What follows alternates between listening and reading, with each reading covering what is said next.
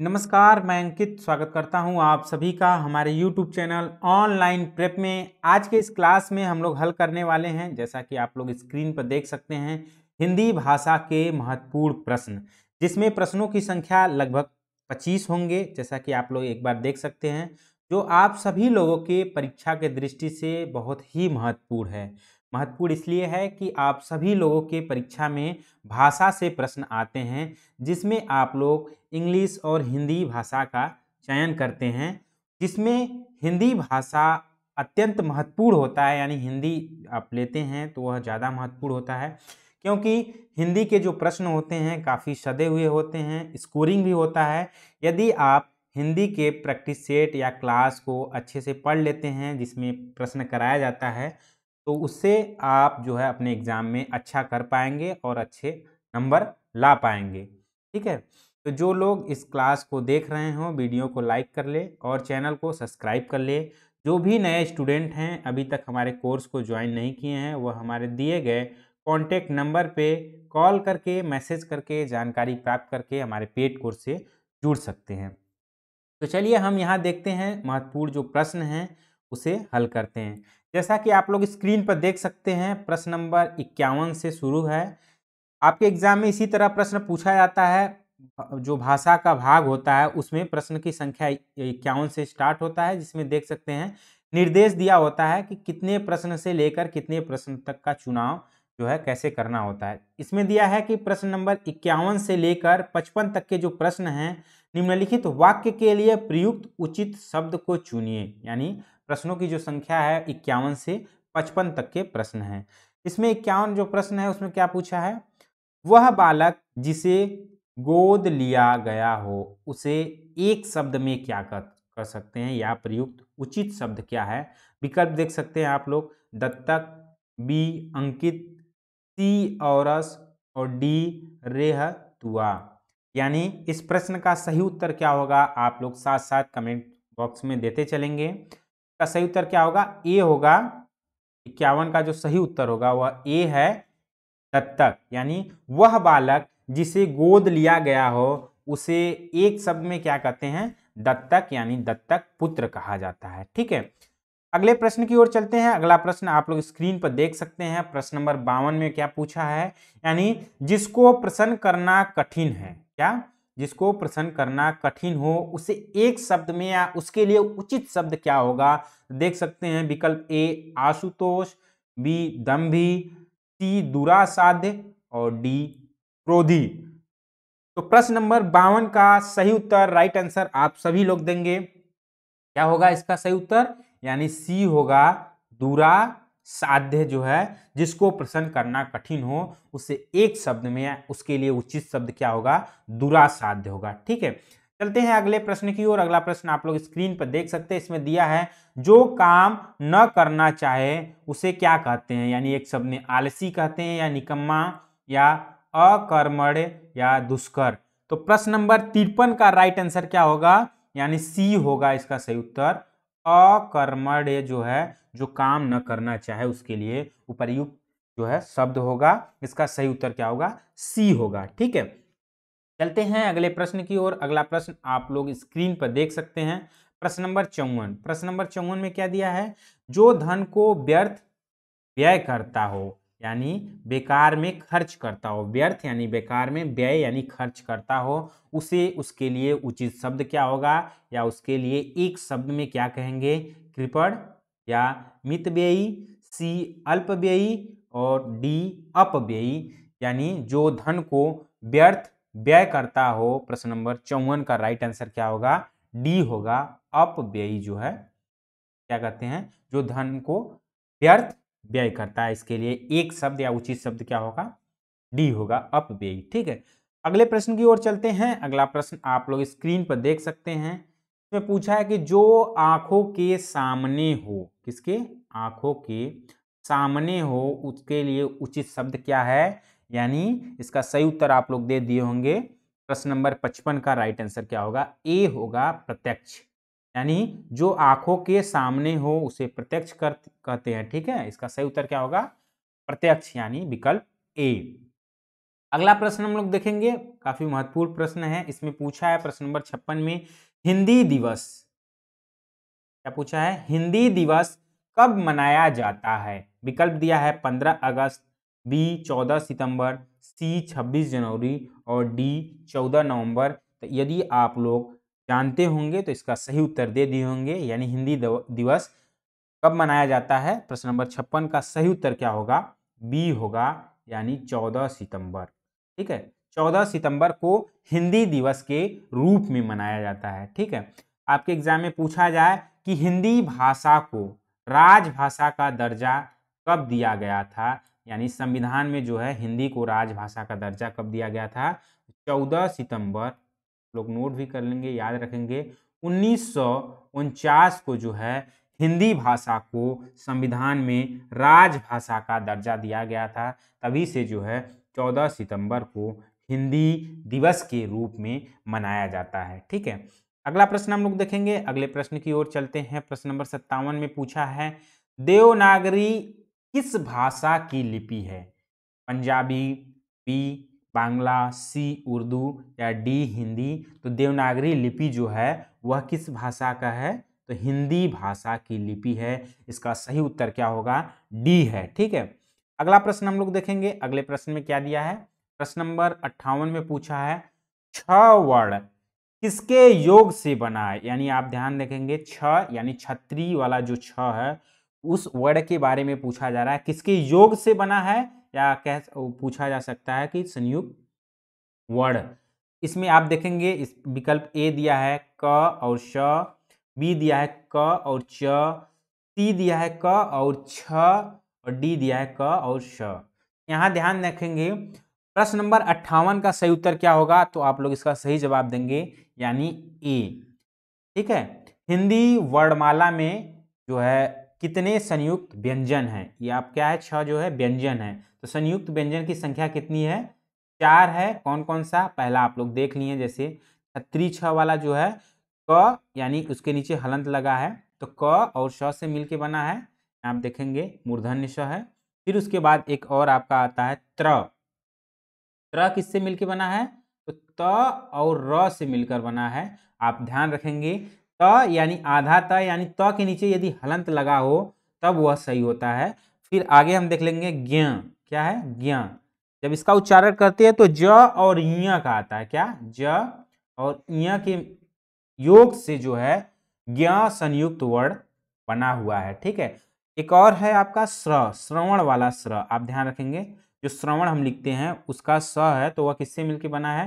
तालव्य स और र से मिलके जो है श्र बना है। तो इसे आप लोग ध्यान रखेंगे, काफी महत्वपूर्ण है कि हिंदी वर्णमाला में कितने संयुक्त व्यंजन हैं। तो व्यंजनों की संख्या 4 है। कौन कौन सा है? यहाँ देख सकते हैं, छत्री छ है जो कि क और श से मिलके बना है, त्र जो है देख सकते हैं त और र से मिलके बना है, ज्ञ ज और य से, और स्र जो है आपका श जो तालव्य स है और र से मिलकर बना है। तो काफी महत्वपूर्ण है, आप सभी लोगों के परीक्षा के पॉइंट ऑफ व्यू से मोस्ट इंपॉर्टेंट है, इसे ध्यान रखेंगे। एग्जाम में जरूर एक प्रश्न आता है संयुक्त व्यंजन से कि किस किस वर्ड से या किस किस वर्ड के योग से मिलकर बना है, तो यह प्रश्न जरूर पूछा जाता है। तो इसे आप लोग ध्यान रखेंगे, याद भी रखेंगे।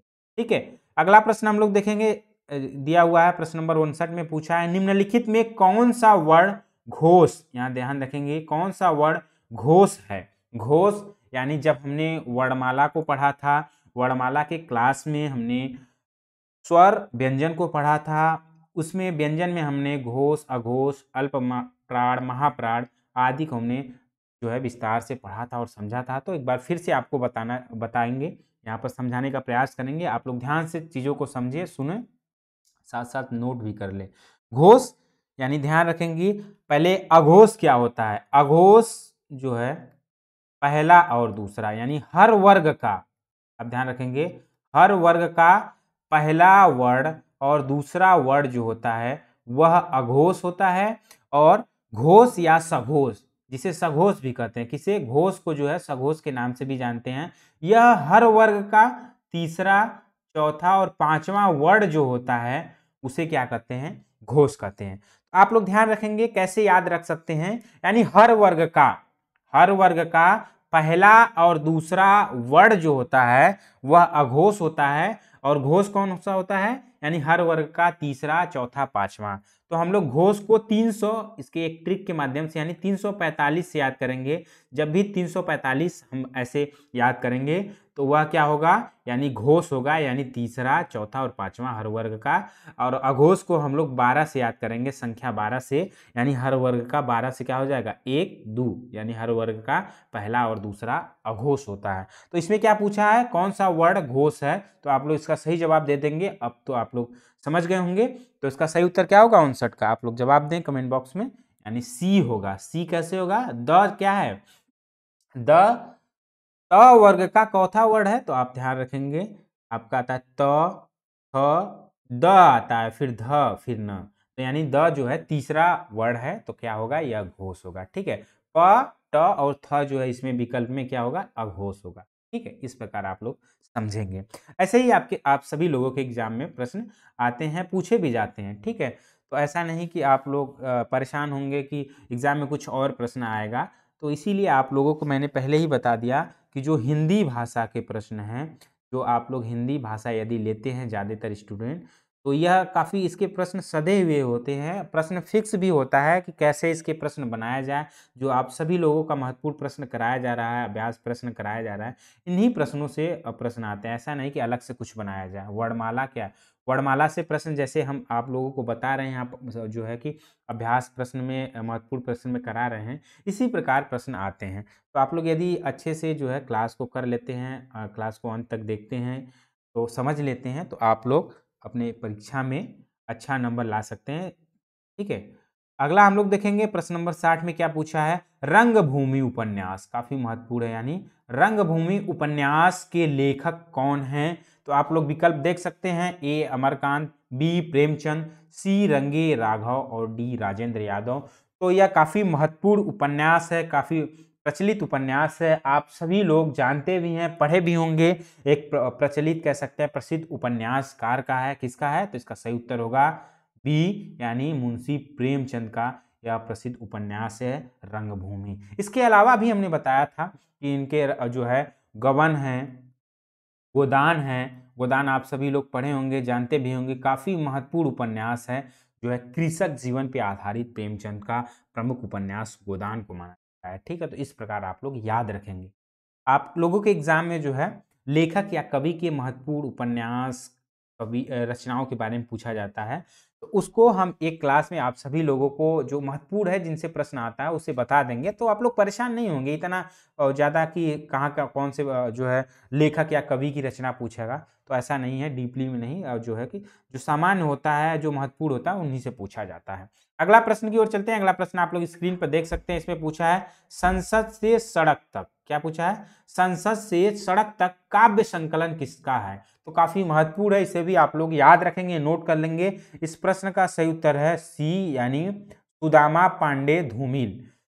काफी महत्वपूर्ण है, यहाँ ध्यान रखेंगे। यहाँ दो प्रश्न बनता है, कभी कभी एग्जाम में दे दिया रहता है कि धूमिल का पूरा नाम क्या है, तो धूमिल का नाम है सुदामा पांडे धूमिल। ठीक है, इन्होंने सड़क से संसद तक काव्य का संकलन किया है। अगला प्रश्न हम लोग देखेंगे, आप लोग स्क्रीन पर देख सकते हैं। प्रश्न नंबर 62 में क्या पूछा है, पृथ्वीराज रासो किस काल की रचना है। प्रश्न नंबर 62 का सही जवाब आप लोग देंगे, यानी किस काल की है। तो इस प्रश्न का सही उत्तर क्या है, सी, यानी आदि काल की है।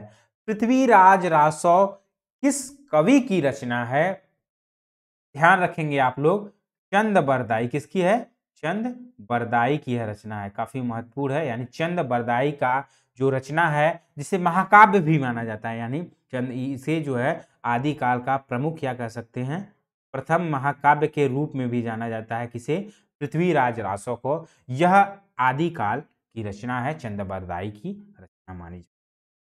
अगले प्रश्न की ओर चलते हैं। अगला प्रश्न आप लोग स्क्रीन पर देख रहे हैं, काफी महत्वपूर्ण प्रश्न है, जिसमें समास से पूछा है कि रसोई घर में कौन सा समास है। विकल्प आप लोग देख सकते हैं, तत्पुरुष, बहुव्रीहि, द्वंद्व और द्विगु।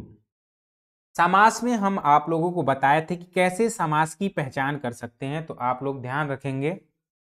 यानी यहाँ आप देखेंगे कि रसोई घर दिया हुआ है, तो सबसे पहले आप उसका समास विग्रह करेंगे। हमने आपको समास पढ़ाते समय बताया था कि समास की पहचान करने से पहले आप उस शब्द का समास विग्रह जब करेंगे तब उसके बाद आप समास की पहचान कर सकते हैं। यानी रसोई घर यानी रसोई के लिए घर, क्या होगा?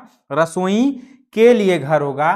तो आप देखेंगे रसोई के लिए जब आएगा तो के शब्द का जब प्रयोग हुआ तो के यानी कारक चिन्ह का जब भी प्रयोग होता है तो वह सदैव तत्पुरुष समास होता है। यानी रसोई घर जो है वह तत्पुरुष समास है। ठीक है, इसका सही उत्तर क्या होगा? ए होगा।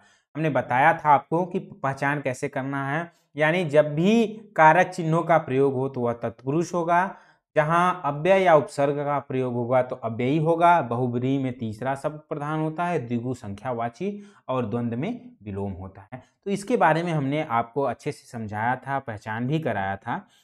और जब भी आप लोगों को महत्वपूर्ण प्रश्न कराया जाता है तो वहाँ ऐसे प्रश्न जो भी आते हैं, चाहे समाज से हो, चाहे किसी और टॉपिक से हो, तो फिर आप सभी लोगों को सही उत्तर के साथ-साथ समझाने का प्रयास किया जाता है कि आप लोग अच्छे से समझ जाएँ कि ताकि कैसे इसकी पहचान कर सकते हैं, चाहे समास हो, वर्णमाला हो, संधि हो, चाहे अलंकार हो, कोई कहीं से भी प्रश्न हो, हिंदी व्याकरण या हिंदी भाषा से हो, तो उसे समझाने का प्रयास किया जाता है कि आप लोग समझ जाएँ ताकि अपने परीक्षा में समझकर उसे अच्छे से अपना उसका जो है सही उत्तर दे, ताकि आप सभी लोग अच्छा स्कोर कर पाएँ। ठीक है? अगला प्रश्न आप लोग देखें स्क्रीन पर, हम बताते चल रहे हैं कि नीलगाय में कौन-सा समास है? यानी यहाँ फिर से समास का प्रश्न आया है। ऐसे ही आप सभी लोगों को मैंने हर बार बताते चलते हैं कि आपके एग्जाम में एक-एक टॉपिक के 2-3 ज़रूर प्रश्न आते हैं। तो एक छोटा-सा टॉपिक होता है, उसे आप अच्छे से समझ लेते हैं, पढ़ लेते हैं, तो आप 2 से 3 प्रश्न सही कर लेंगे, जिससे आप सभी लोगों की परीक्षा में जो है सही प्रश्न करने से स्कोर आप अच्छा कर पाएँगे। ठीक है? नीलगाय क्या दिया है? नीलगाय में कौन-सा समास है? यानी प्रश्न नंबर 64 को आप लोग देखेंगे। हमने बताया कि समास की पहचान करने से पहले आप उसका जो है समास विग्रह करेंगे। यानी नीलगाय यानी गाय कैसी है? नीला है। यानी गाय की विशेषता बताई जा रही है। यानी नीलगाय क्या है? उस गाय की विशेषता है कि वह नीला है, तब उसे क्या कहा जा रहा है? एक शब्द में यानी संक्षेप में, यानी समास का अर्थ होता है संक्षेप, यानी उसे संक्षेप में क्या कहा जा रहा है? नीलगाय।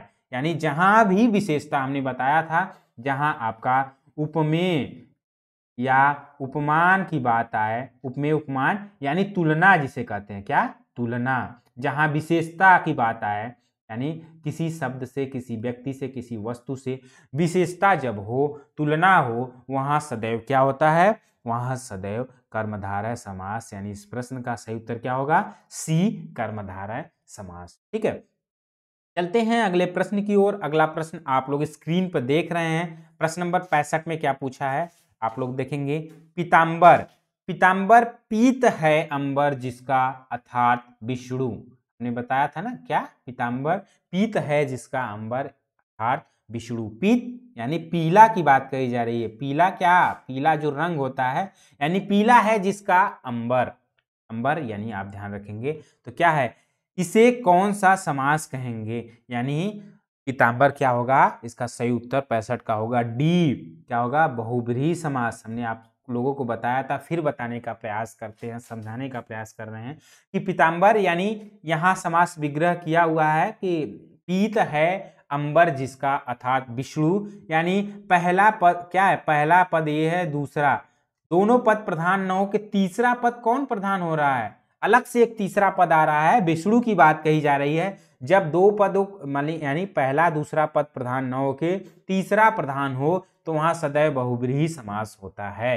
यानी इस प्रश्न का सही उत्तर डी है। अगला प्रश्न हम लोग देखेंगे, आप लोग स्क्रीन पर देख सकते हैं। क्या दिया है? प्रतिमान में कौन सा समास है? आप देख सकते हैं किस प्रकार से प्रश्न पूछे जा रहे हैं।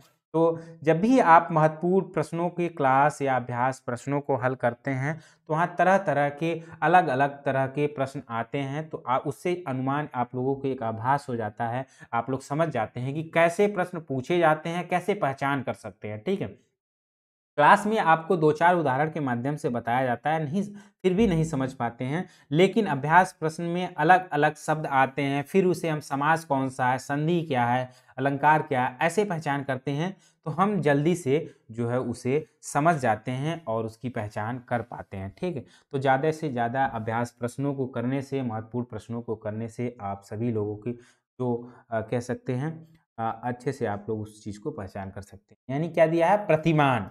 प्रतिमान क्या होगा? यानी हम आप लोगों को बोले हैं जब भी कभी जो है अव्यय का प्रयोग हो या उपसर्ग का प्रयोग हो तो वहाँ क्या होता है? अव्ययी भाव होता है। तो प्रश्न नंबर 66 का सही उत्तर आप लोग देंगे क्या होगा? बी होगा अव्ययी भाव। अब आप लोग कहेंगे कि सर कैसे अव्ययी भाव होगा? तो हमने फिर से आप लोगों को बता देते हैं कि जब भी अव्ययी भाव के जो भी शब्द होंगे उसमें अव्यय लगा होगा या उपसर्ग, क्या-क्या होता है उसे आप लोग नोट कर लेंगे। जैसे पति क्या लगा होगा? प्रति लगा होगा किसी शब्द के आगे, या आ लगा होगा, या किसी शब्द के आगे यावत लगा होगा, या कह सकते हैं यथा लगा होगा। क्या लगा होगा? प्रति, आ, यावत, अथा या भर लगा होगा। जब ये सभी शब्द जो है किसी शब्द के आगे लगे होंगे तो क्या होगा? वह अव्ययी भाव समास होता है या अव्ययी भाव समास कहलाता है, ठीक है? तो इस अव्यय को आप याद रख लेंगे। यानी प्रति से जैसे आप देख सकते हैं प्रति, प्रतिमान हो गया, प्रत्येक, प्रतिदिन हो गया। यानी भर से जब पेट लगा होगा तो भरपेट हो जाएगा, तो भरपेट क्या है? यह भी अव्ययी भाव समास है। तो ऐसे इसकी पहचान कर सकते हैं। चलते हैं अगले प्रश्न की ओर। अगला प्रश्न आप लोग स्क्रीन पर देख सकते हैं। इसमें पूछा है कि वीर पुरुष, यानी वीर पुरुष में कौन सा समास है? तो सबसे पहले आप समास की पहचान करने से पहले उसका समास विग्रह करेंगे। यानी वीर पुरुष, इसका कौन सा होगा? प्रश्न नंबर 67 का सही उत्तर होगा यानी वीर में पुरुष।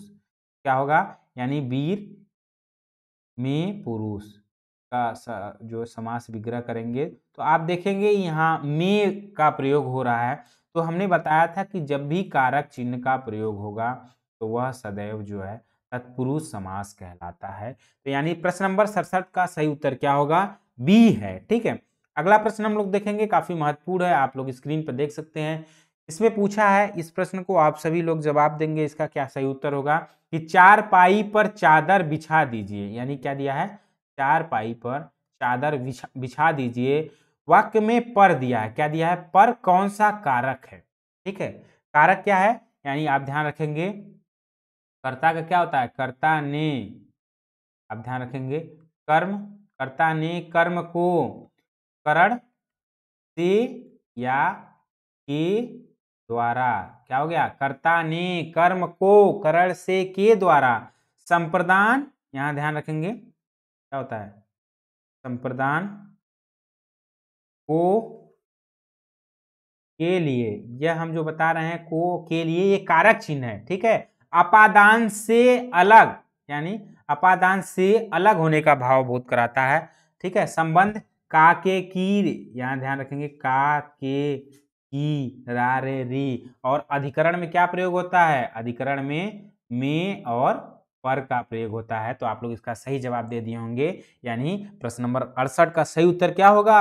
बी है, यानी अधिकरण। हमने बताया ना कि अधिकरण में कर्ता कारक का चिन्ह में और पर का प्रयोग होता है, ठीक है। करण में यहाँ देखेंगे से और के लिए, या से या के द्वारा का प्रयोग होता है, और अपादान में भी से प्रयोग होता है, लेकिन अपादान वाला अलगाव का बोध कराता है। अगले प्रश्न में इसे हम स्पष्ट कर लेंगे, ठीक है, स्पष्ट रूप से समझ लेंगे। दिया है कि प्रश्न नंबर 69 में आप देख सकते हैं, वह घर से बाहर गया। क्या दिया है? कि वह घर से बाहर गया। वाक्य में आप देखेंगे कभी कभी जो है मिसप्रिंट होने की वजह से गलतियां हो जाती हैं, त्रुटियां हो जाती हैं, लेकिन समझेंगे यहाँ से होगा। क्या दिया होगा?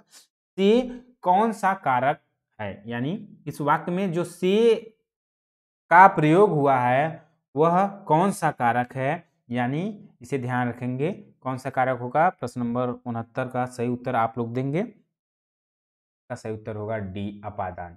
कैसे? अभी हमने बताया कि जो अपादान के लिए से शब्द का प्रयोग होता है, से का, वह अलगाव का बोध कराता है। यानी अलगाव यानी उससे अलग होने का बोध कराता है। और जो करण कारक का से प्रयोग होता है वह क्रिया का माध्यम कह सकते हैं, या उसके साधन के रूप में प्रयोग होता है। किसके? क्रिया के, जो हम कार्य करते हैं उसके साधन या माध्यम के रूप में जब से का प्रयोग हो तो वह कर्रड़ होता है, अपादान में अलग होने का भाव बोध होता है। यानी वह घर से बाहर गया, यानी घर से बाहर गया। चाहे कोई व्यक्ति हो, घर से जब बाहर जा रहा है तो वह घर से क्या हो रहा है? घर से अलग हो रहा है, तो यहाँ अलगाव का बोध होगा, तो यह क्या होगा? अपादान कारक होगा। ठीक है, अगला प्रश्न हम लोग देखेंगे, आप लोग स्क्रीन पर देख सकते हैं, इसमें दिया है अग्नि। अग्नि का पर्यायवाची शब्द क्या है? यह महत्वपूर्ण प्रश्न है, अक्सर पूछा जाता है। अग्नि का आप सभी लोग अग्नि का जो पर्यायवाची है, अग्नि, पावक, अनल, ये सभी आप लोग याद रख लेंगे कि जो क्या क्या अग्नि के पर्यायवाची शब्द हैं। ठीक है, प्रश्न नंबर 70 का सही उत्तर आप लोग देंगे, क्या होगा? बी, हुतासन। ध्यान रखेंगे, अग्नि का पर्यायवाची शब्द क्या है? हुतासन। अनल भी कहते हैं, आप ध्यान रखेंगे, अनल भी कहते हैं, दहन भी कहते हैं। क्या कहते हैं? दहन, अग्नि को दहन भी कहते हैं, पावक भी कहते हैं। किसे? अग्नि का पर्यायवाची शब्द है। यहाँ आप समझेंगे कि अग्नि को अनल कहते हैं, लेकिन कभी कभी अनिल भी पूछ लिया जाता है। क्या? अनिल। अनिल किसका पर्यायवाची है? तो आप ध्यान रखेंगे, अनिल जो है वह हवा का पर्यायवाची है। हवा यानी वायु, वायु को जो है, हवा को वायु भी कहते हैं, हवा का पर्यायवाची वायु भी है, जो है अनिल भी है। ठीक है, और अनल और अनिल में जो अंतर है उसे आप लोग समझ लें। अनल यानी अग्नि को कहते हैं, अनिल यानी हवा का पर्यायवाची शब्द है। ठीक है, तो इसे आप लोग ध्यान रखेंगे।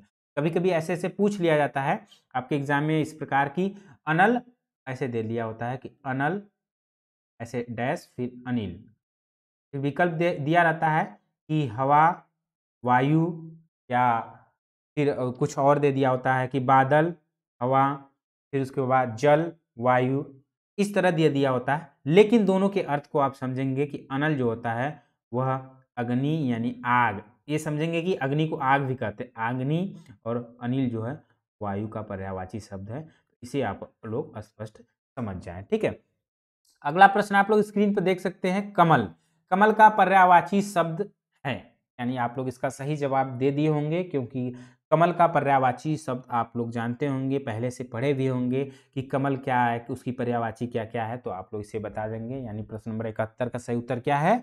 जलज, जलज, पंकज, जलज, पंकज, ये सभी क्या है? कमल का पर्यायवाची है। ठीक है, तो इसे आप लोग ध्यान रखेंगे। यहाँ दिया हुआ है जैसे जलद, जलद यानी जलद के बारे में आप लोग ध्यान रखेंगे। जलद किसका है? तो जलद बादल, इसे भी आप लोग नोट कर लेंगे। बादल का पर्यायवाची क्या है? जलद है, बादल है, पयोद है। क्या? पयोद। ठीक है, और अंबुज, अंबुज है, घन, ये सभी क्या है? यह बादल के पर्यायवाची है। ठीक है, जलधि, जलधि यानी सागर का पर्यायवाची, इसे आप ध्यान रखें, सागर का पर्यायवाची जलधि है। ठीक है, तो इसे आप लोग ध्यान रखेंगे कि सागर का पर्यायवाची क्या है। पीयूष, पीयूष यानी अमृत, अमीय, आप लोग को नोट करा देते हैं कि पीयूष का पर्यायवाची क्या है, तो आप लोग इसे नोट कर लेंगे। पीयूष का पर्यायवाची है अमृत, अमृत, अमीय, ये सभी क्या है? यह पीयूष का पर्यायवाची शब्द है। चलते हैं अगले प्रश्न की ओर। अगला प्रश्न आप लोग स्क्रीन पर देख सकते हैं, काफी महत्वपूर्ण है। इसमें पूछा है कि घर का पर्यायवाची शब्द है, यानी प्रश्न नंबर 72 का सही उत्तर आप लोग देंगे, दे दिए भी होंगे। 72 का सही उत्तर क्या है? सी यानी निकेतन। निकेतन यानी घर का पर्यायवाची है, जिसे जो है घर का पर्यायवाची आप लोग निवास भी कहते हैं। देखते हैं, निवास भी लिखा होता है, कभी कभी घर बना होता है उसके सामने निवास भी लिखा होता है, गृह भी लिखा होता है, भवन भी लिखा होता है। क्या? गृह, भवन, उसके बाद सदन भी लिखा होता है। तो ये सभी क्या है? ये सभी घर के पर्यायवाची शब्द हैं, तो इसे आप लोग याद रखेंगे। आपके एग्जाम में कुछ भी पूछा जा सकता है, घर का निकेतन होता है, सदन, भवन, निवास, कुछ भी विकल्प में दे दिया होगा। ठीक है, विहार यानी यहाँ देखेंगे विहार, विहार का क्या होगा? तो विहार का जो पर्यायवाची शब्द, यानी विहार यानी मठ को कहते हैं, मठ या आश्रम भी कहते हैं। क्या कहते हैं? आश्रम, यानी सभी पर्यायवाची शब्द है। उसे कुटी भी कहते हैं। क्या कहते हैं? कुटी भी कहते हैं, और अखाड़ा भी कहते हैं, अखाड़ा भी कहा जाता है। ठीक है, किसे? विहार को। ठीक है, तो इसे ध्यान रखेंगे। नग, नग यानी पहाड़, पर्वत, आप ध्यान रखेंगे, पहाड़ जो होता है, पहाड़ को, पर्वत को नग कहा जाता है। क्या? इसका पर्यायवाची शब्द है पहाड़, पर्वत, गिरी, गिरी, शिखर, ठीक है। गिरि, शिखर, अचल ये सभी नग के पर्यायवाची हैं। और इला के जो पर्यायवाची हैं, इला किसे कहते हैं, आप लोग इस शब्दों को ध्यान रखेंगे। कभी कभी आप उसे जानते भी रहते हैं, लेकिन कभी ऐसे शब्द पूछ लिया जाता है तो आप लोग का सही उत्तर नहीं दे पाते हैं। इला जो है आप ध्यान रखेंगे, पृथ्वी को कहते हैं। किसे? पृथ्वी की पर्यायवाची शब्द है पृथ्वी, भू, भूमि, ठीक है। धरणी, धरणी, वसुंधरा, क्या? वसुंधरा, वसुंधरा, यह क्या है? यह जो है पृथ्वी यानी इला की पर्यायवाची शब्द है। ठीक है। अगले प्रश्न की ओर चलते हैं। अगला प्रश्न आप लोग स्क्रीन पर देख सकते हैं। प्रश्न नंबर 73 में पूछा है इंद्र का पर्यायवाची शब्द है, यानी इंद्र का पर्यायवाची शब्द क्या है? तो आप लोग इसका सही जवाब देंगे। इसका सही उत्तर होगा सी, प्रश्न नंबर 73 का जो है मघवा। मघवा जो है वह आप ध्यान रखेंगे, मघवा जो है यह इंद्र का पर्यायवाची शब्द है। इसका सही उत्तर क्या होगा? सी है। ठीक है। अगला हम लोग देखेंगे प्रश्न नंबर 74, और इस महत्वपूर्ण जो अभ्यास प्रश्न है, महत्वपूर्ण प्रश्न है, उसका अंतिम प्रश्न इसमें दिया हरिण। हरिण का पर्यायवाची शब्द क्या है? यानी प्रश्न नंबर 74 का सही उत्तर आप लोग देंगे क्या है? मृग। आप ध्यान रखेंगे इसका सही उत्तर क्या होगा? मृग, जिसे हिरण भी कहते हैं। क्या? हरिण, हिरण, मृग ये सभी क्या है? जो है हरिण या मृग के पर्यायवाची शब्द हैं। खग यानी आप ध्यान रखेंगे, खग यानी पक्षी को कहते हैं, पक्षी का पर्यायवाची है पक्षी, विहग, ठीक है, कटप, ये सभी क्या है? पक्षी यानी खग के पर्यायवाची शब्द है। विहग यानी ये भी पर्यायवाची जो है किसका है? खग के। और हंस का पर्यायवाची शब्द क्या है? जैसे हंस को मराल भी कहते हैं, सभी आप लोग याद रख लें। मराल भी कहा जाता है, कलहंस भी कहा जाता है। क्या? कलहंस भी इसके पर्यायवाची शब्द हैं। और कलकंठ भी, कलकंठ भी जो है इसके पर्यायवाची शब्द हैं। तो यह हंस के पर्यायवाची शब्द हैं। ठीक है। तो आज के क्लास में इतना ही। उम्मीद करते हैं कि आप सभी लोगों को आज के इस क्लास में जो हमने हिंदी भाषा के महत्वपूर्ण प्रश्नों को हल कराएं यह समझ में आया होगा। इसी तरह से आप सभी लोगों के एग्जाम में प्रश्न पूछे जाते हैं। आप सभी लोग ऐसे ही जो महत्वपूर्ण प्रश्न कराया जाता है उसे ध्यान से करें। ठीक है। फिर मिलते हैं अगले क्लास में अगले नए टॉपिक को लेकर। तब तक के लिए